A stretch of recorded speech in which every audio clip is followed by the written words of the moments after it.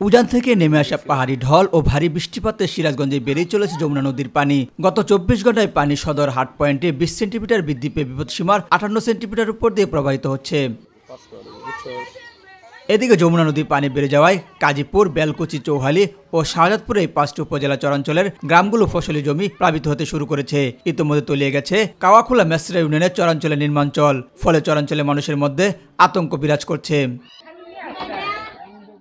গাইবান্ধার ব্রহ্মপুত্র ও ঘাটলা নদীর পানি বিপদসীমার উপর দিয়ে প্রবাহিত হওয়ায় পানিবন্ধ বিভিন্ন স্থানে আশ্রিত মানুষের দুর্ভোগ বাড়ছে।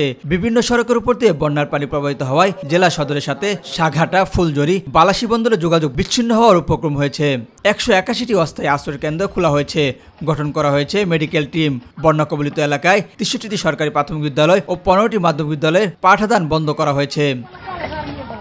সুনামগঞ্জে গত 2 দিন ধরে বৃষ্টিপাত কম হওয়ায় উজান থেকে পাহাড়ি ঢল কম নামায় জেলার সুরমা ও জাদুকাঠা নদীর পানি কমতে শুরু করেছে। তবে নদ নদীর পানি কিছুটা কমলেও জেলার নিম্নাঞ্চলে অনেক বাড়ি থেকে এখনো নামেনি বন্যার পানি।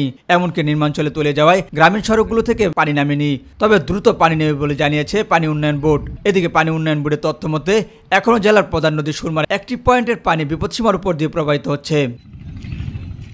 জামালপুরে বন্যা পরিস্থিতি কিছুটা উন্নতি হয়েছে। টানা বৃষ্টি না থাকায় কমতে শুরু করেছে পানি। তবে এখনো বিপদসীমার উপর দিয়ে প্রবাহিত হওয়ায় যমুনা তীরে নির্মাঞ্চলে বিস্তৃত মাঠ ও বসতবাড়ি পানিতে তলিয়ে রয়েছে। এতে পানিবন্দী হয়ে পড়েছে 50,000 মানুষ। বেশি মানুষ আশ্রয় কেন্দ্রে উঁচু জায়গায় আশ্রয় নিয়েছে। পানিবন্দী হয়ে থাকায় অনেক দিনমজুরের আয় রোজগার বন্ধ হয়েছে। এতে কষ্টে রয়েছে দিনমজুরেরা। এছাড়া উপজেলা শহরের সঙ্গে নিম্নাঞ্চল ইউনিয়নের সঙ্গে সড়ক যোগাযোগ বিচ্ছিন্ন হয়ে পড়েছে। উজান থেকে নেমে আসা পাহাড়ি ঢল ও বৃষ্টিপাতের কারণে টাঙ্গাইল জেলার বন্যা পরিস্থিতি আরও অবনতি হয়েছে। জিনাই নদীর পানি বিপদসীমার 92 সেন্টিমিটার, ব্রহ্মপুত্র যমুনা নদীর পানি বিপদসীমার 28 সেন্টিমিটার ও দলেশ্বরী নদীর পানি 6 সেন্টিমিটার উপর দিয়ে প্রবাহিত হচ্ছে। জেলার বোয়াপুর, কালিহাতী, গোপালপুর ও সদর উপজেলার বিভিন্ন গ্রামে নদীর পানি প্রবেশ অব্যাহত রয়েছে। বন্যার পানিতে তলিয়ে গেছে এসব উপজেলার নদী তীরবর্তী এলাকার বাড়িঘর ও ফসলি জমি। বন্যা মোকাবেলায় জেলা প্রশাসন ও উপজেলা প্রশাসন তৎপর রয়েছে। এদিকে পানি বৃদ্ধির কারণে কয়েকটি উপজেলা বিভিন্ন এলাকায় নদী ভাঙনও অব্যাহত আছে। এস এম হামিম, মাই টিভি।